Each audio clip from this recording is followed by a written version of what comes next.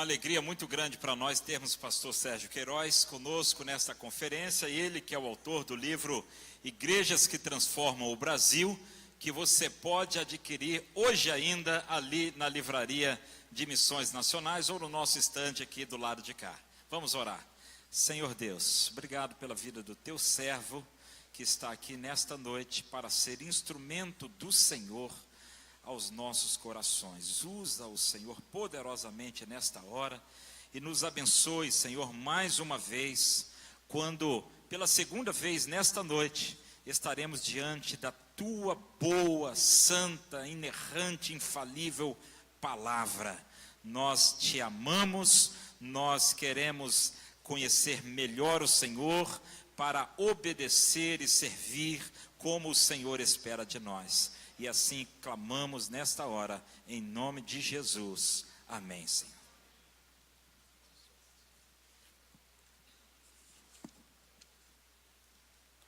Graça e paz para todos. Gente, como é bom estar aqui. Eu me sinto extremamente honrado por Deus, por algumas razões. Primeiro, porque a minha relação, ainda que superficial, era mais com o Seminário Batista do Norte, lá em Recife, próximo de João Pessoa. A propósito, sou pessoense, paraibano, e como vocês percebem, eu não tenho sotaque da Paraíba, entendeu? Então, a primeira coisa que eu quero combinar com você é que não me intercepte ao final dessa mensagem a questionar se João Pessoa ainda tem jumento no meio da rua andando, entendeu? Que eu vou dizer, tem um só. Ele viajou para o Rio de Janeiro, foi dar uma palestra para uns amigos no Seminário do Sul. Olha só, pessoal, eu me sinto um batista fuleiragem. Vou explicar para vocês. Fuleiragem, assim, meia boca, né? Na realidade, eu chego ao ministério em um momento transicional na minha vida, onde, escolhendo o ministério bivocacionado, eu confesso que andei só durante muito tempo. E a igreja cresceu, e a igreja desenvolveu seus próprios projetos, mas era algo que clamava no nosso coração, no meu coração pessoalmente na igreja, uma cobrança do Espírito Santo sobre um maior envolvimento com a minha denominação. Acabei me entregando a muitas outras atividades, a muitas conferências de diversas igrejas, e eu me sentia meio que, não por causa da igreja, não por causa dos batistas, mas por minha causa, não um filho órfão, mas um rebelde sem causa. Acho que assim me expressaria melhor. E aí estar aqui no Seminário do Sul hoje, eu acho que é parte de um processo, de um coroamento, de uma aproximação muito bonita da Cidade Viva com não só a Junta de Missões Mundiais desde o ano passado, como esse ano, especialmente depois de uma conversa bombástica que eu ainda estou digerindo com a Junta de Missões Nacionais. E quando me convidaram para ter duas participações, uma nas plenárias e uma amanhã na oficina, e eu quero depois falar sobre a ideia da oficina, fiquei muito feliz, mas também fiquei muito preocupado. A conferência está em torno da exposição da carta aos Hebreus, mas eu quero pedir uma permissão aos irmãos para pegar a carta aos Hebreus, tangenciando-a com aquilo que eu vou tratar nessa noite. O tema da minha mensagem, depois de idas e vindas das conversas que nós tivemos, eu quero falar, gente, de algo que é decorrência da carta aos Hebreus. Um efeito prático da carta aos Hebreus na vida da igreja. Afinal, se a carta aos Hebreus nos mostra Jesus como o sumo sacerdote que resolve todo o simbolismo da carta do livro de Levítico, se Jesus é aquele que vem trazer o real sentido dos sacrifícios do Velho Testamento, se ele vem se mostrar não apenas como o sacerdote perfeito, mas também como o sacrifício perfeito, Jesus une na sua própria pessoa a figura do sacerdote e da oferta perfeita. Ele é o sacerdote, ele é a oferta perfeita. Mas eu queria me concentrar exatamente como decorrência de toda a exposição do livro de Hebreus, da carta aos Hebreus, onde nós vamos ver exatamente a figura de Jesus resolvendo todo o enigma do livro de Levítico, todo o enigma do Velho Testamento, toda a espera realizada nele, tem um objetivo. Quando Jesus ele morre como sacrifício perfeito, ressuscita para completar a obra de restauração integral de todo o cosmo, ele vai dar para nós uma decorrência lógica do seu sacerdócio, que é o compartilhar desse sacerdócio conosco. Vocês estão entendendo mais ou menos onde eu estou chegando? Nós tínhamos sacerdotes até Jesus. Agora só há um sacerdote que é Jesus e uma nação de sacerdotes que é o seu povo. Na nova aliança, a figura do pastor, a figura do oficialato na igreja, é uma figura muito mais capacitadora do que a figura de alguém que nos substitui. E eu quero já começar de maneira polêmica a minha fala, porque isso é um pouco do que eu sou. Quando Jesus se torna sumo sacerdote, escolhe a igreja para ser seu corpo, ele quebra de uma vez por todas, entendam por favor, ele quebra de uma vez por todas a figura de substitutos na nossa relação com Deus. Esse é o sentido do cristianismo. O grande problema é que nós ainda somos mais judeus do que imaginamos. Nós ressuscitamos o sacerdócio levítico para dentro das nossas igrejas e olhamos para Jesus com o olhar 43 e dizemos para ele: tudo bem, Senhor, tu és o sumo sacerdote, mas nós temos que de alguma maneira ressuscitar um pouco daquilo que o Senhor mesmo acabou.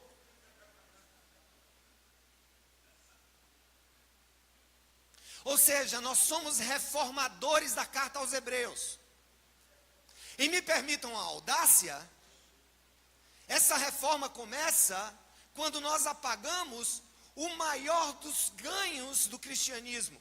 E o maior dos ganhos da reforma protestante, pelo menos em tese, que é a universalização do sacerdócio sobre todos os cristãos, a partir do momento mínimo ou máximo em que alguém recebe o dom do Espírito Santo na sua conversão a Jesus. Naquele momento, sem ter passado pelo Seminário do Sul, sem ter passado pelo Seminário do Norte, sem ter passado no ITEBS lá em João Pessoa, sem ter passado no Seminário do Sudoeste dos Estados Unidos, aquela vida recém-convertida ao Mestre Jesus torna-se automaticamente, não porque passou numa escola de profetas, ele torna-se inexoravelmente, teologicamente, biblicamente, metafisicamente e de maneira prática, um novo sacerdote, uma nova sacerdotisa para a glória de Deus.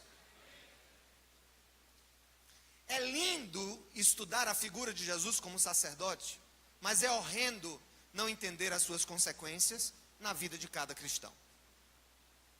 E aí, o meu tema é o seguinte: o sacerdócio universal de todos os cristãos, realidade ou utopia? Me permitam, nós vamos já chegar no texto, gente. Vamos chegar no texto, já vá abrindo para você ganhar confiança em mim. Efésios 4. E nós vamos dar uma olhada a partir do verso 11 em diante. Efésios 4:11. Mas antes de ir para o texto base, eu tenho um tempo aí, não tenho? Eu tenho que acabar que horas? Não, me dê a hora. 10 para as 10. Tá, não tá certo. Já comeram 5 minutos meu, mas tudo bem. Depois eu troco com o gringo amanhã, que ele não me ouça. I'm just kidding. Making jokes.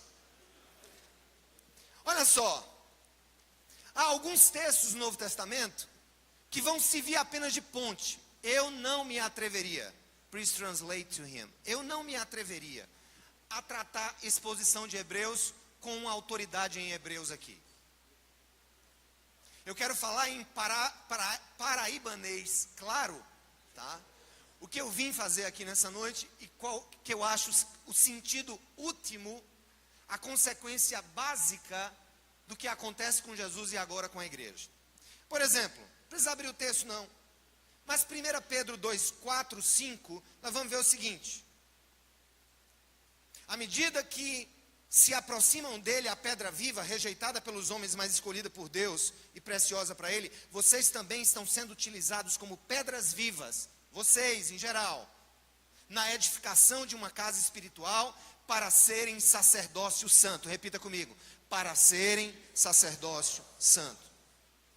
Se nós pulamos para Apocalipse capítulo 1, versos 5 e 6, nós vamos ouvir mais uma consequência da revelação da carta aos Hebreus, agora para a igreja. Ele nos ama e nos libertou dos pecados por meio do seu sangue e nos constituiu reino e sacerdotes. Com que objetivo? Ele vai continuar: para servir a seu Deus e Pai. O sacerdote era um servo.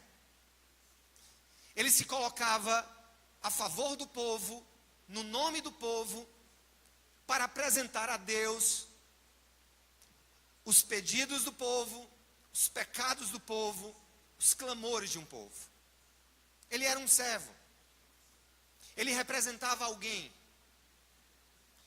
A igreja é trazida ao mundo e a igreja nasce da missão de Deus. Eu estava conversando sobre isso hoje no almoço.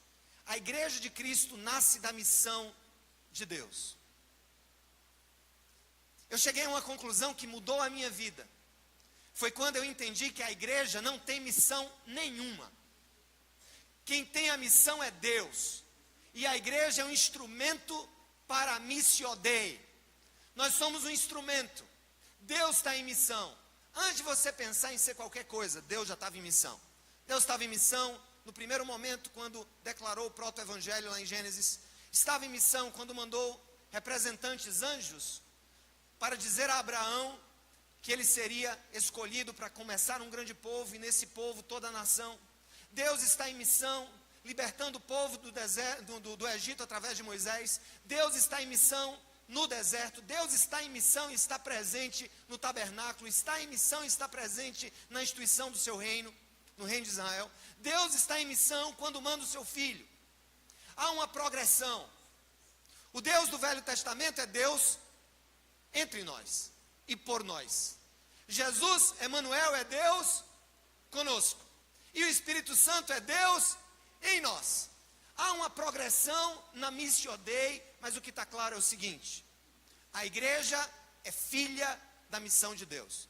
E nós somos agora instrumentos dessa missão. E para que sejamos instrumentos dessa missão, nós precisamos ser representantes de Jesus.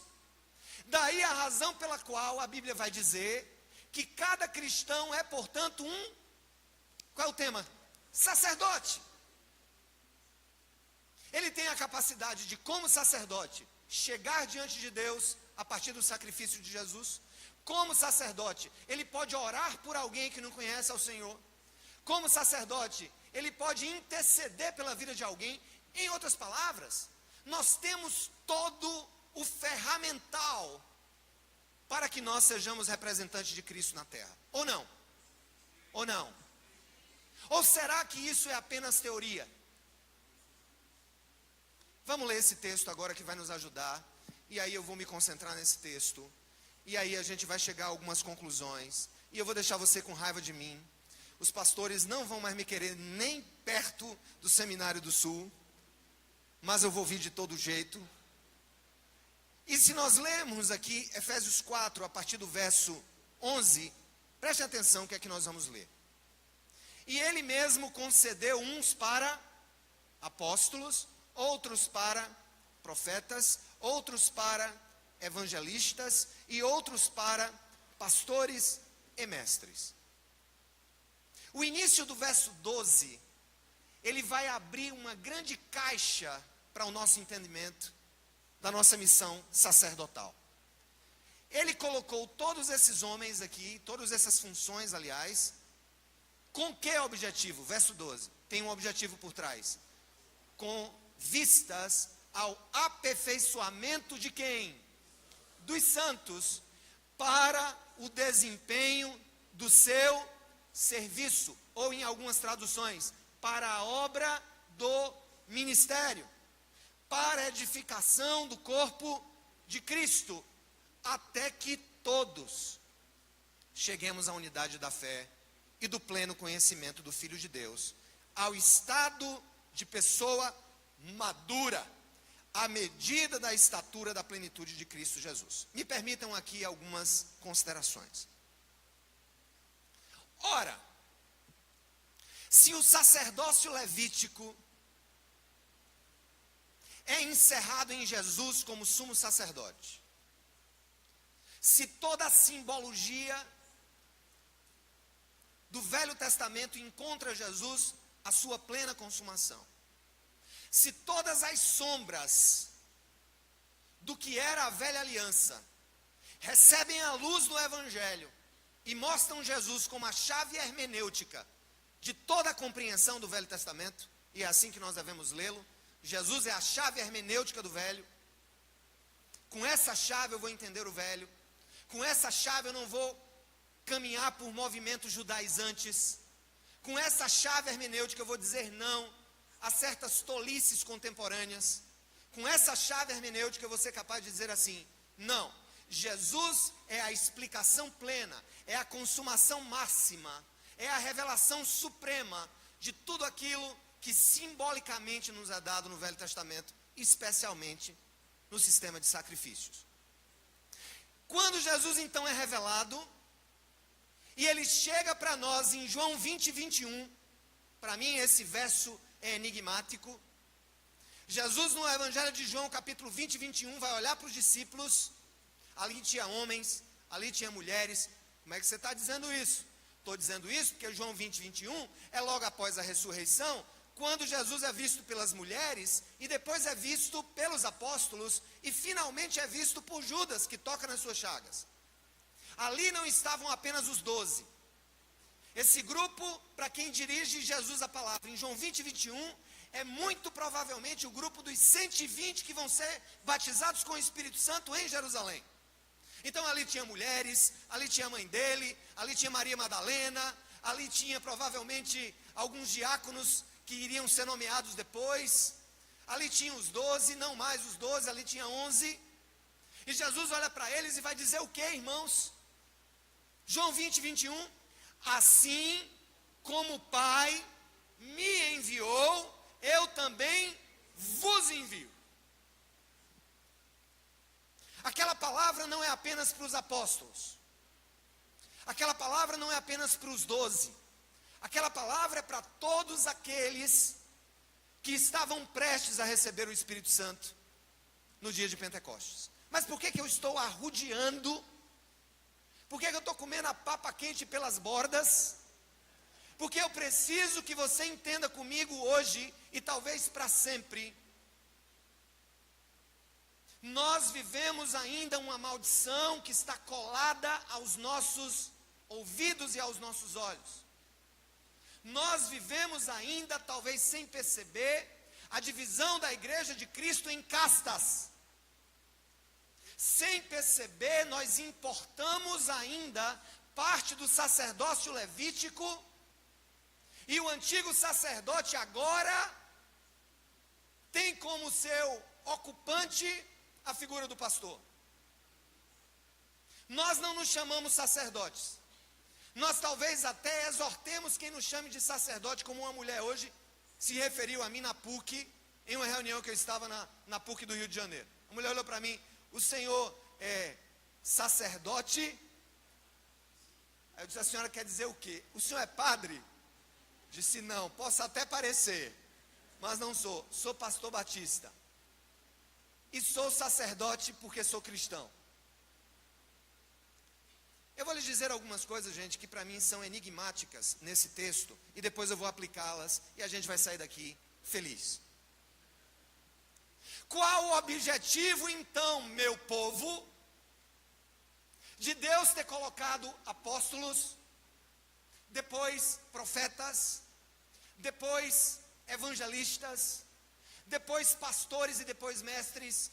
Segundo alguns escritores, como John MacArthur, como Piper, eles acreditam que pastor-mestre é algo que está ligado, ou seja, o pastor tem como função basilar a instrução. Essa é a característica do movimento da reforma, instrução. Nós preparamos pessoas. E quem vai dizer isso é o próprio Paulo.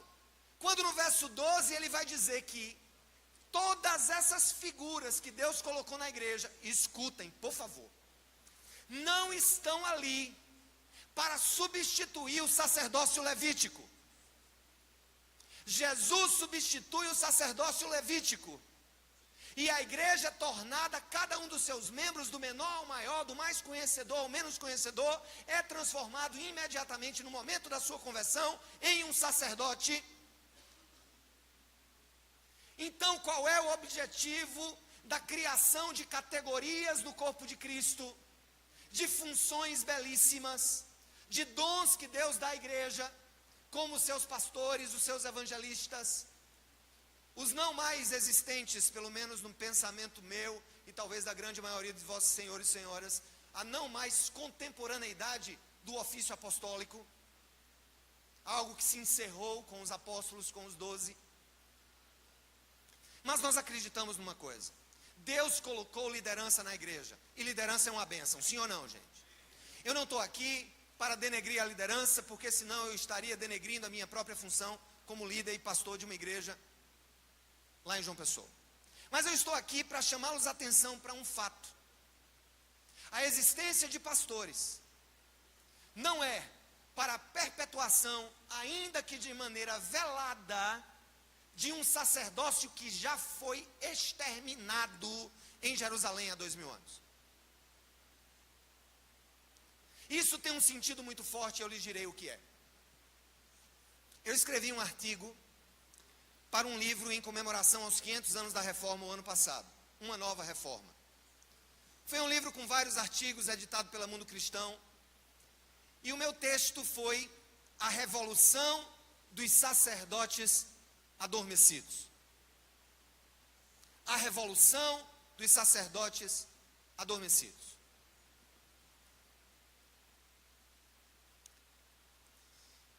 Quando houve e eclodiu a reforma protestante, isso é importante que você saiba, qual era o problema teológico central da reforma protestante? Eu vou perguntar a vocês, vocês vão responder como bons teólogos, ou pelo menos simpatizantes. Era um problema pneumatológico, sim ou não? Não. Era um problema sobre a existência ou não de Deus? Não. O problema da reforma era um problema de ordem eclesiológica? Sim, um pouco.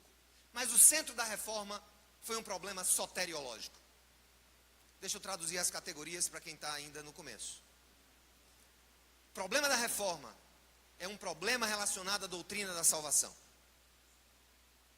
Nem Lutero, nem Calvino, por exemplo, estavam lidando com a plausibilidade do cristianismo no século XVI. Por que não? Porque o mundo era cristão.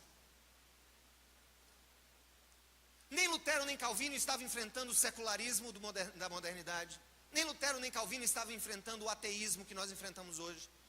Nem Lutero nem Calvino estavam enfrentando o problema da viabilidade do cristianismo como expressão pública da fé. Não. O problema deles era corrigir o curso de um problema relacionado à salvação das almas pelo sistema católico versus pelo sistema bíblico. Esse é o que eclodiu a reforma.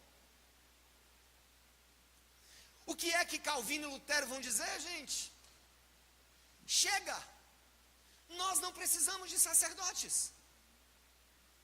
Ninguém pode se interpor entre você e Deus para oferecer sacrifícios em seu lugar. Chega! Nem padres, nem bispos, nem o Papa tem autoridade para te substituir na tua relação com Deus. Não foi esse o problema? Mas deixa eu pensar com vocês. O que é que isso gerou? Isso gerou, pelo menos em tese, pelo menos como uma categoria teológica, a ideia de que todos os cristãos são sacerdotes. E que todos os cristãos estão vivendo à luz da revelação de Hebreus. De que Jesus, como cabeça da igreja, é o sumo sacerdote, E a igreja é feita uma nação de sacerdotes. Temos acesso a Deus, podemos falar com Deus, não temos problema de nos aproximar de Deus. Mas aí eu quero pensar com vocês algumas coisas que nós fomos deixando com o passar do tempo. Depois da reforma, nós temos um movimento que eclodiu na Revolução Francesa e que pare o iluminismo. E o iluminismo vai fazer o que com os pastores? Aqueles pastores deixam de ser mestres e professores e passam a ser profissionais. A viabilidade da fé cristã estava no academicismo da teologia. Precisávamos de universidades, precisávamos de departamentos de teologia, porque precisávamos dizer para as outras áreas do saber que a teologia era algo viável. E não há nenhum mal nisso. O problema é que o ideal de Cristo, ressuscitado na reforma e sepultado no iluminismo, e ainda mais hoje, velado nas igrejas contemporâneas, para quem nós acendemos vela, apenas vela, o que é que nós tornamos hoje os nossos ministérios? A teologia passa a ser, muitas vezes, um presente para alguns e não para todos. Funcionamos como gnósticos. Alguns terão o direito de descobrir os mistérios da revelação da palavra de Deus, enquanto outros navegarão na superfície da superficialidade de uma experiência terceirizada.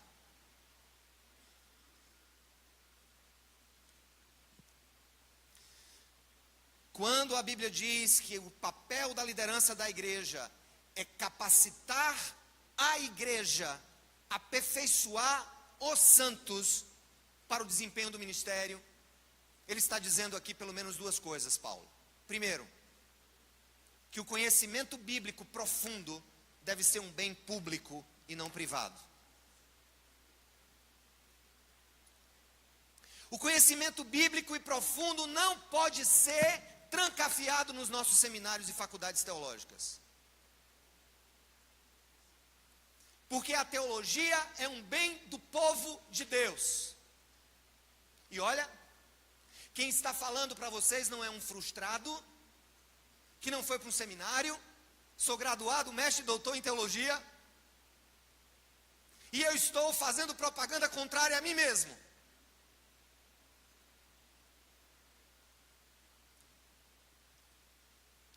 Quando a Bíblia vai dizer que o papel do professor, o papel do pastor, o papel do missionário, o papel da liderança da igreja é capacitar o povo para a obra do ministério, tem uma repercussão muito grande, inclusive no meu vocabulário e no seu vocabulário. Uma das coisas que eu proíbo que alguém diga na igreja, um vocacionado, alguém que quer ir para o ministério: pastor, fui chamado para o ministério. Porque eu pergunto a ele: se converteu hoje, meu filho? Você se converteu hoje, foi? E foi, você foi chamado para o ministério? Você se converteu hoje? Porque pelo que me consta na Bíblia, você é treinado para a obra do ministério a partir do momento que você é inserido no corpo de Cristo, no batalhão de Deus, na igreja do Deus vivo, na comunidade dos santos. Você passa a ser uma das pedras que compõem o edifício que Deus está construindo. Você não é um observador e nós os construtores das capelas espirituais onde Deus habita. Nós somos coparticipantes do mistério, não só da expansão do reino de Deus, mas da construção do sonho da presença de Jesus através do seu corpo na face da terra. E aí o que é que nós geramos? Nós geramos uma geração dicotomizada. Os pastores estão ali sendo preparados para estudar e ensinar a vocês, e vocês, muitas vezes, e aqui eu digo para vocês como se eu estivesse falando para uma igreja, como ovelhas que nunca querem deixar de ser ovelhas. Eu vou dizer uma coisa para vocês que vai afetar o seu coração. Só existe pastor porque existe pecado, Nossa função é contingente ao pecado. Nós precisamos conduzir as pessoas a Deus porque elas estão longe de Deus. Amém, irmãos? Amém, irmãos? No final, o que é que vai acontecer conosco? Os pastores. Haverá um só rebanho e um só pastor. Os under pastors, os auxiliares, vão dizer assim: Senhor, alimentei o teu povo, treinei o teu povo para ser teu povo, e o teu povo ouviu a voz do Senhor e tem sido povo de Deus onde quer que esteja. Há uns 20 anos, a Igreja Católica assinou com a Igreja Luterana Alemã um documento. Isso já em preparação para os 500 anos da Reforma. Eles assinaram um documento sobre a doutrina da salvação. Pasmem, amados. Pasmem, amados. Eles assinaram um documento conjunto em que afirmam que a salvação é pela graça. Isso eu conto nesse livro que não está aqui, 500 anos da Reforma, mas eu acho que eu falo no livro Igrejas que Transformam o Brasil. E remanesce o maior problema da igreja. E quando eu digo o maior problema da igreja, é o maior problema das igrejas históricas. Graças a Deus estamos livres disso. De 2000 para 2010, o pastor aqui talvez vá se espantar com o que eu vou dizer. A gente sabe que a igreja histórica americana vem diminuindo há muito tempo. No Brasil a gente ouve dizer que ela cresce. Nós saímos de 15% de evangélicos em 1990 para 23%.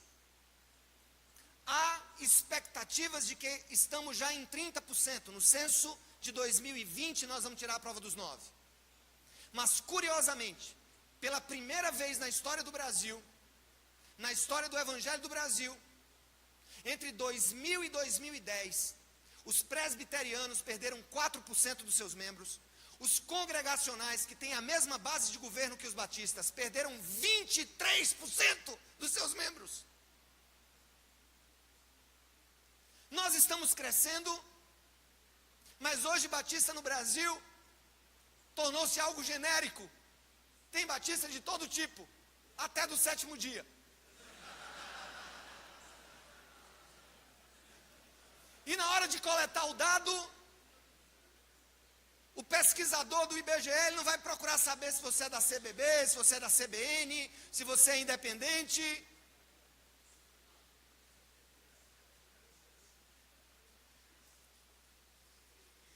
Por quê?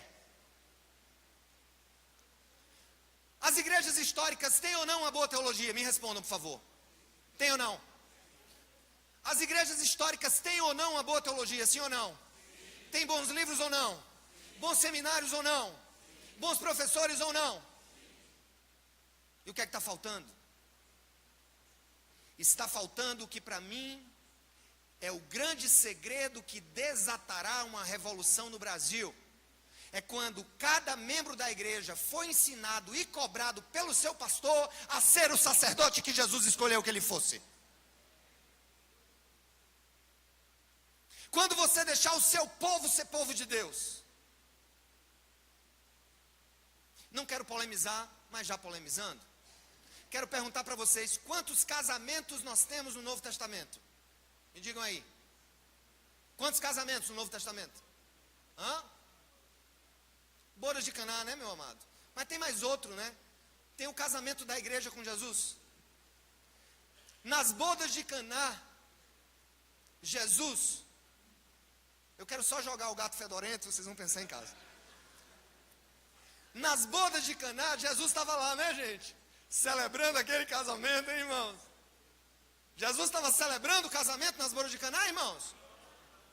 Não estava não, mas Deus estava em carne. O único casamento no Novo Testamento onde Jesus está presente, ele está como convidado. Nós dizemos que só temos 2 ordenanças. Quais são as ordenanças dos batistas? Vocês sabem de decorada. A primeira pergunta que fizeram no meu concílio. Eu digo, em tese são 2. Mas na prática são várias. Nós temos o sacramento do matrimônio também. Como assim? Como assim? Ó arrogante e aspirante, como ousas ir contra a banca do teu concílio e fazer e dizer que é apenas em tese que há dois? Eu digo, é lógico, porque sacramento exige a participação do sacerdote. E eu quero ver numa igreja batista, quando é que um diácono vai fazer um casamento? De onde nós tiramos isso? Eu disse que eu ia colocar um nó na sua cabeça. E eu vou mais longe. Eu vou mais longe. Os católicos veem o sacerdócio de maneira até mais ampla do que nós nessa ponta. Porque meu irmão foi casado por um diácono da igreja católica. Ui! Estou na frente das grandes autoridades aqui da convenção. Não, gente, isso aqui é uma casa teológica. Isso aqui é para a gente pensar. De onde vem isso? Isso vem do catolicismo que emulou o sacerdócio levítico.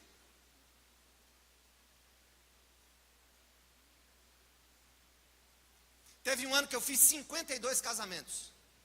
Igreja crescente, cheio de jovem. Começamos a batizar e o povo a casar e até menino. Parecia uns ratos.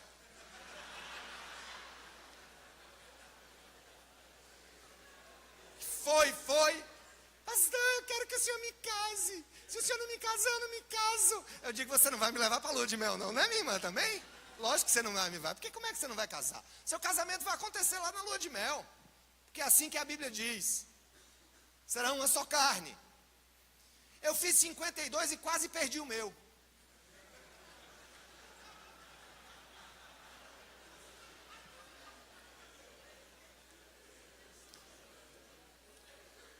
E haja gente casar, e o que eu vou dizer, não tentem me expulsar da convenção, porque isso aqui não é material da nossa declaração doutrinária. Então vocês não têm arcabouço para me expulsar da convenção com o que eu vou dizer agora.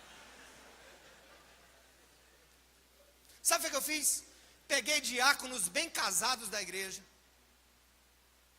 gente bem casada, dei um curso. Digo, meu filho, é assim, tá bom? Vai fazer assim. Aí ele pergunta, onde é que tem essa estrutura na Bíblia? Eu não sei não, mas a gente inventou. Então escute. Vai ser assim, vai ter uma canção, você vai chamar o casal, você vai abençoar. Mas por quê, pastor? Porque você é um homem de Deus. Porque você é casado, você é oficial na igreja, e diácono não foi feito na Bíblia só para recolher oferta e encher a cabeça do pastor. Diácono, outra coisa. Por que foram escolhidos os diáconos? Estou mexendo com a sua eclesiologia? Não. Porque o que eu estou falando aqui, eu não estou mexendo com a eclesiologia batista, não. Eu estou mexendo com os nossos conformismos sacerdotais. Deixa eu perguntar uma coisa para vocês. Por que foram escolhidos os diáconos? Para os apóstolos fazerem o quê? O quê, irmãos? Não, eu não estou ouvindo vocês. Para orar e estudar a palavra. As duas coisas que os pastores fazem menos hoje.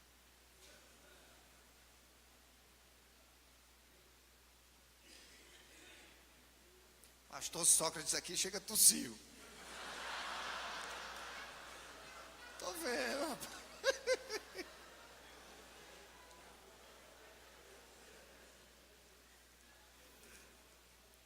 A igreja começou a crescer, eu ainda trabalhando, em aniversário de um. E é uma mania, né? Tem na igreja de vocês esse negócio de benzer carro, orar por carro, por casa, por loja. Pastor, uma loja, vem orar, vem ungir. Diga, rapaz, nunca vi Jesus ungindo troço, não, mas eu vou lhe abençoar e tal. Aí começa, o vai, vem. E aí o que a gente começou a fazer? Tivemos que fazer, gente. Olha, não me compreendam mal. Quando eu leio esse texto, e eu vejo que Deus prepara pastor para preparar a gente, porque quem faz a obra do ministério não é o pastor, é o povo. Porque esse é o sentido do texto. Se você for honesto com o texto de Efésios 4, você vai perceber que quem faz a obra do ministério não é o oficialato, é o povo.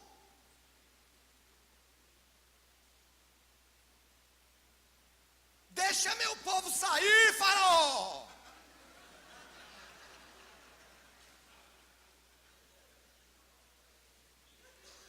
aprisione as suas ovelhas a você, rapaz.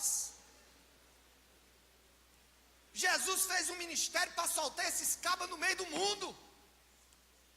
A única tentativa de ficar colado na saia de Jesus foi de Pedro, Tiago e João na transfiguração. Vamos construir umas tendas aqui, Senhor, vamos ficar por aqui juntinho aqui. Está frio, vamos orar, vamos fazer uma vigília, vamos compartilhar nossas emoções. O gadareno, um ex-endemoniado. Gente, eu vou dizer uma coisa, Jesus é especialista em pegar ex-pai de santo e no mesmo dia transformar em missionário. A gente passa 30 anos para fazer isso. Jesus liberta o gadareno, é ou não é, meu irmão? Toca aí um sol bem alto, bem grave.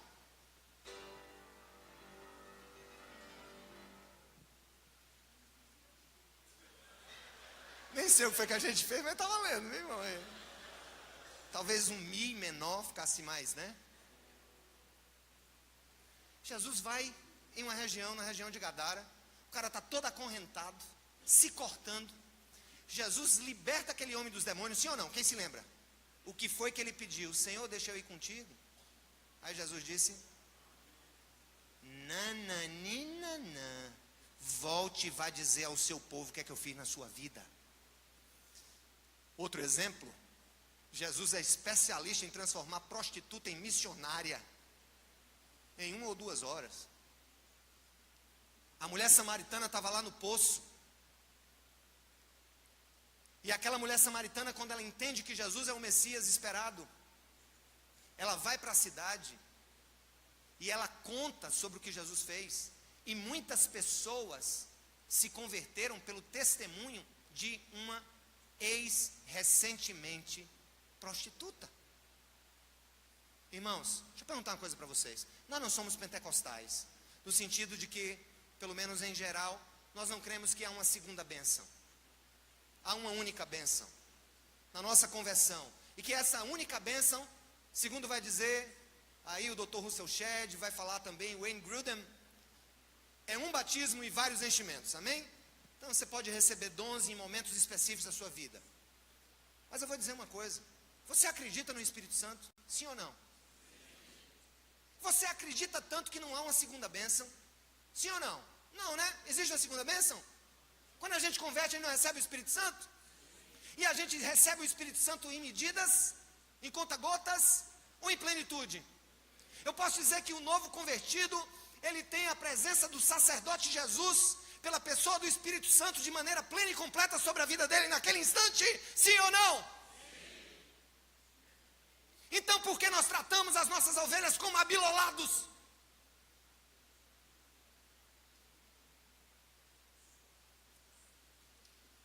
Por que que nós não acreditamos que eles são capazes de ir longe e fazer a diferença? Eu vou contar uma história para vocês, irmãos, aqui, que talvez ajude a dizer por que que eu entendo que o sacerdócio de Jesus tem que fazer sentido na nossa vida, irmãos. Senão toda essa beleza que foi exposta aqui não vai passar de conceito para nós. Vou contar uma história para vocês. Havia um casal na nossa igreja. Sabe aquele casal que você ora a Deus 3 vezes no mês para Deus levá-los? Confessa que tem gente que tu ora para Deus levar, rapaz. Have you ever had the will to just, oh Lord, take them away from here?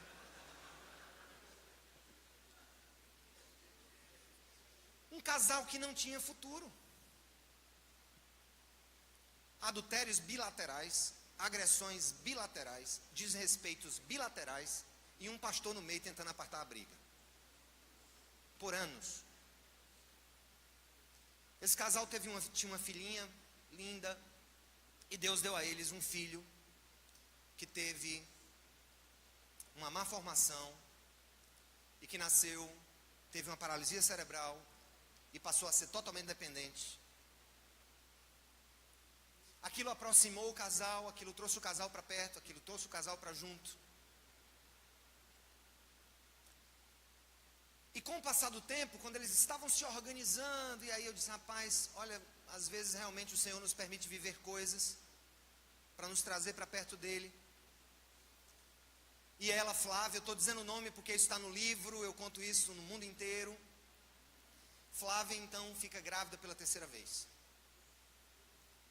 E quando ela vai ter o bebê, descobre-se que o 3º filho também tinha necessidades especiais, motoras. Problemas urinários, uma série de complicações. Um médico chegou para eles e disse assim: Arthur e Flávia, seria muito bom para a saúde dos seus filhos se vocês fossem para uma área rural, e nessa área rural eles brincassem com cavalo, tivessem equiterapia, coisa e tal. E ele era construtor, procurou uma área a mais ou menos 50 quilômetros de João Pessoa, na região do Abacaxi, Sapé. Quem conhece Sapé, região do Abacaxi? Naquela região, em uma área de assentados da Pastoral da Terra, do Movimento Sem Terra, do MST. Havia um dos assentados que quis vender a casa porque o marido havia morrido e ele quis comprar aquele pequeno sítio no meio desse assentamento. Passou por uma assembleia de moradores, aceitaram que ele entrasse, ele comprou a casa. Quando ele comprou a casa e começou a se movimentar para se mudar, o que foi que ele percebeu? Não havia água na casa. Nem poço, nem água corrente. Casa até boa. E ele perguntou aos moradores: como é que vocês vivem aqui? Eles disseram: nós pegamos um jumento ou uma moto, vamos até o rio Paraíba, enchemos os nossos tonéis, trazemos e nos servimos dessa água. Quão limpa é essa água? A resposta foi: não é muito marrom não, é marrom claro. Ele disse: Deus, como é que eu vou morar aqui? Foi à prefeitura, perguntou na secretaria relacionada a esse setor se ali tinha alguma indicação de poço. Foi que disseram para ele: nem tente, já tentamos escavar poço naquela região, só dá água salgada, mas eu vou tentar. Pegou os equipamentos, ele era um pequeno consultor, cavou o poço, 30 metros, água salgada. 50 metros, outro veio, água salobra. 70 metros, jorra uma vazão fora de série com água doce, semelhante à água mineral. Ele constrói uma torre de água, uma caixa d'água, faz a ligação da bomba do poço para a sua caixa d'água e começa a viver um oásis no meio daquela realidade. E vendo os seus conterrâneos passando de jumento, passando de bicicleta para comprar água, para pegar água no rio. E aí ele teve uma ideia. Veja bem, esse rapaz não tinha ido para o seminário, tinha um casamento de bancarrota. Eu orei para ele sair da igreja, já me arrependi.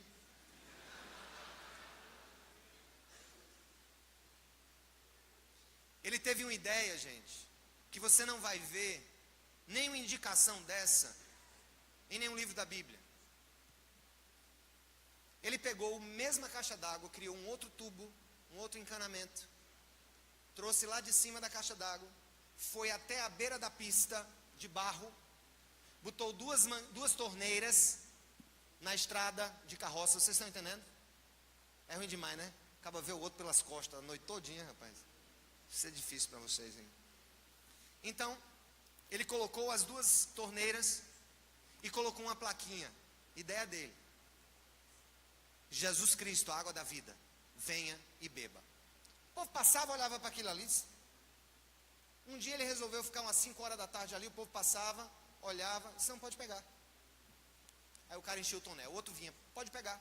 Isso se espalhou por um raio de 20 quilômetros, que havia água ali. E as pessoas começaram a vir pegar, e a vir pegar, e a vir pegar. E o povo dizendo: isso faz 5 anos, essa água vai acabar, você não vai ter água para o seu filho, Deus proverá. E o povo começou, até que aconteceu em um dia um engarrafamento de jegue. Não estou brincando não. Era tanto do jumento na porta da casa desse rapaz, que fez uma fila, um engarrafamento. Nessa hora ele vai para o pé da cerca e começa a conversar com as pessoas. E as pessoas perguntando, por que você colocou isso aqui? Não, eu coloquei porque eu vi que vocês não tinham água, mas você fez um ato tão bondoso para nós. Prefeito nenhum fez nunca isso. O que é que te move a fazer isso? O amor por vocês. Ele ligou para mim um mês depois e disse assim, pastor, chegaram 5 pessoas no sábado, trouxeram uma galinha com macaxeira para minha casa e estão querendo que eu fale de Jesus para eles. E eu não sei de nada. Eu não sei o que dizer, eu não sei nem aquele verso direito, né? Jonas 3,16, né, pastor? Digo, não, João 3,16. João. Abre esse verso, fale da sua vida, meu filho. Mas pastor, você não podia vir pregar, não? Isso, Deus me livre. Vou lá atrapalhar essa conferência? Fica aí, rapaz. Um mês depois ele liga, pastor, o negócio está ficando pesado. Digo, como é? Foi que houve, agora não tem 5 não, é 20 pessoas querendo vir para minha casa no sábado. Um já trouxe uma sanfona. Começou a tocar. Aí disse, irmão, tu conhece aquele hino? Aí começava, mais ou menos, começava a cantar um hino, e aquela coisa ia se construindo ali naquele processo. Até que ele chegou para mim e disse, pastor, eu estou em desespero. Tem 100 pessoas vindo para minha casa. O que é que eu faço? Eu digo, meu irmão, eu tenho ideia para você. Já ouviu falar na unção do papagaio? Se não, qual é o dia da reunião aí? Diz, é sábado. No domingo anterior, tu vai para a igreja, anota a minha pregação todinha, abre a boca e prega no sábado para eles. Ele ligou para mim e disse, pastor, eu disse exatamente o que o senhor disse no culto. Foram 14 convertidos numa noite só. Eu digo, que coisa linda, né, meu irmão?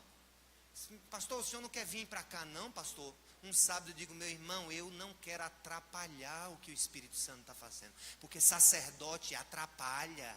Eu vou já querer botar um púlpito, eu já vou querer começar a colher oferta, eu já vou começar, o negócio vai ficar...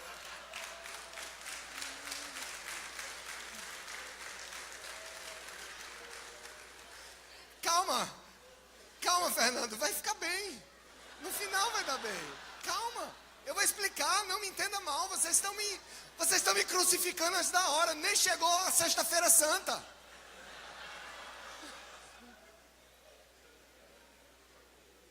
Olha só, aí ele diz, pastor, eu preciso de treinamento teológico. Eu digo, meu irmão, realmente você precisa de treinamento teológico, mas uma coisa, Deus está te dando, que deve vir em primeiro lugar. Primeiro, a certeza de que o Espírito Santo está na sua vida, a certeza de que você é um sacerdote para o Deus vivo, a certeza que Ele vai te usar para ganhar essa população, e eu vou te prover agora, vou começar a te prover a educação teológica. Dê para ele de presente a teologia sistemática de Wayne Grudem. Estuda aí, a gente vai se encontrar de 15 em 15 dias. Vamos discutir os temas. Wayne Grudem é batista, acredita no batismo por imersão de adultos, como nós. Comece a ler aí, e aí nós começamos a estudar, ele começou a se animar. Meu irmão, deixa eu resumir uma coisa para vocês. Isso faz 5 anos. Eu estive lá 3 vezes.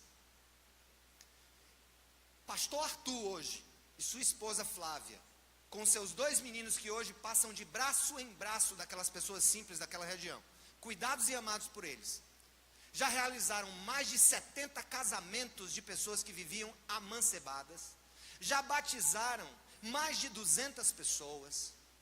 A igreja, que funciona em um sítio, sem templo, debaixo de uma tenda, reúne 700 pessoas. Ele vendeu os tratores que ele tinha, comprou 3 ônibus para fazer o transporte daquelas pessoas que moram na região. Está discipulando, já está treinando líderes, já está abrindo 7 polos de pregação, 7 pontos de pregação.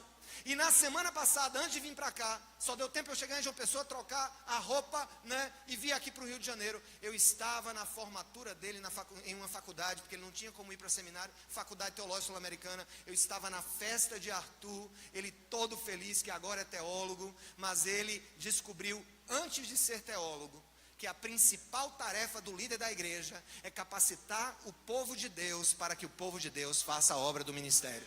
Aí nós faremos uma revolução no Brasil.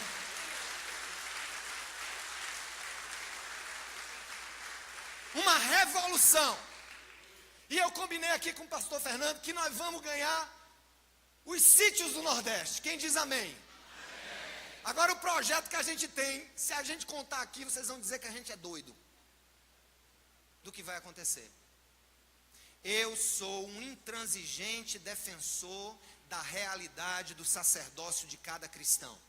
Se formos depender de pessoas formadas em seminário, sustentadas com sustento pastoral, para serem enviadas para o sertão do Brasil, nós vamos perder o Nordeste todo para os muçulmanos em 15 anos.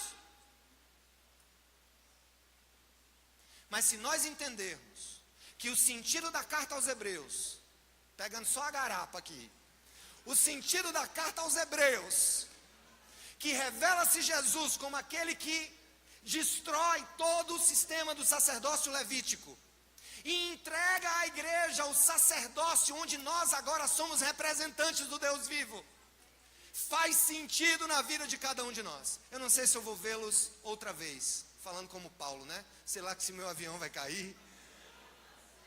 Mas o ponto é o seguinte, eu quero lhe dizer uma coisa: levem a sério o sacerdócio de cada cristão. Isso não pode ser um apêndice na eclesiologia de vocês. O sacerdócio de cada cristão foi a mola mestra da fundação da igreja primitiva. Quem estava me dizendo era o pastor Fernando. O milagre de Pentecostes. Pessoas de várias nações ouvindo o evangelho na sua própria língua. Para quê? Para Deus brincar de glossolalia? As línguas em Pentecostes são uma ferramenta missional. Naquela hora, aqueles homens e mulheres simples voltaram para suas terras, pregaram o evangelho, plantaram igrejas, a ponto de o apóstolo Paulo chegar em regiões e ver a criação de pequenas comunidades cristãs que ele nunca teve a oportunidade de pisar os seus pés. E quero falar um pouco da história da nossa denominação, para que eu use um case nosso. Quando os americanos eles saem do norte para explorar o sul, os primeiros pastores batistas da Convenção do Sul dos Estados Unidos, que nem existia como convenção, eram fazendeiros, comerciantes, mercadores, que plantaram o nosso movimento no sul dos Estados Unidos. Depois vieram os seminários. Depois vieram as outras gerações. E eu quero encerrar sendo chato. Eu oro para que esse seminário seja uma casa de preparação, não de sacerdotes, no sentido que nós conversamos até aqui, mas de capacitadores do povo brasileiro, para que eles façam a obra do ministério e ganhem o Brasil para Jesus Cristo. Não deixem que o seminário, como já aconteceu a Lures e em outros tempos, se torne uma casa de liberais, de gente que quer discutir meramente filosofia, que não está interessado com a missão de Deus. A esses eu convido, vão fazer filosofia, deixem a teologia para o povo de Deus. Deixem a teologia para aqueles que acreditam nas Escrituras e no poder das Escrituras. A minha oração é que esse seminário seja uma casa de santos e santas, de homens e mulheres piedosos, de homens e mulheres capazes de articular as Escrituras com galhardia, com sensibilidade, com humildade. Não como um fim em si mesmo, pelo amor de Deus, mas como um meio de você olhar para Dona Maria, seu José, seu Joaquim, que vão se converter nas suas igrejas domingo que vem, e não olhar para eles como se eles fossem eternos bebês. Olhe para eles como potenciais missionários, missionárias e plantadores de igreja no solo da terra Brasília. Que o Senhor nos abençoe, que o Senhor nos dê graça. O livro Igrejas que Transformam o Brasil, eu tenho 0 minuto, que está aqui na mão, é fruto de uma pesquisa que eu fiz da igreja brasileira com o Dr. Ed Stetzer, um dos grandes missiólogos hoje do mundo. Trabalhou como pesquisador na Lifeway Research em Nashville. E nós levantamos 1.500 igrejas no Brasil aplicamos uma pesquisa quantitativa, depois estreitamos para uma pesquisa qualitativa e nós descobrimos, vou falar sobre isso na oficina de amanhã, a tarde toda com vocês, à tarde? Igrejas que estão transformando o Brasil, igrejas que estão mudando o Brasil, não são muitas, mas assim, um grupo que entende, dentre todas as marcas de uma igreja que transforma o Brasil, a ideia do real, do aplicado, do constante sacerdócio de cada cristão. Louvado seja Deus pela vida do nosso Senhor Jesus Cristo e pelo que Ele revelou em Hebreus. Mas se Jesus é o nosso sacerdote, e nós não agimos como sacerdotes como Ele, nós não estamos cumprindo o projeto dele para a igreja, amém? Ao Senhor seja a honra, glória e louvor, e até amanhã. Obrigado pela oportunidade.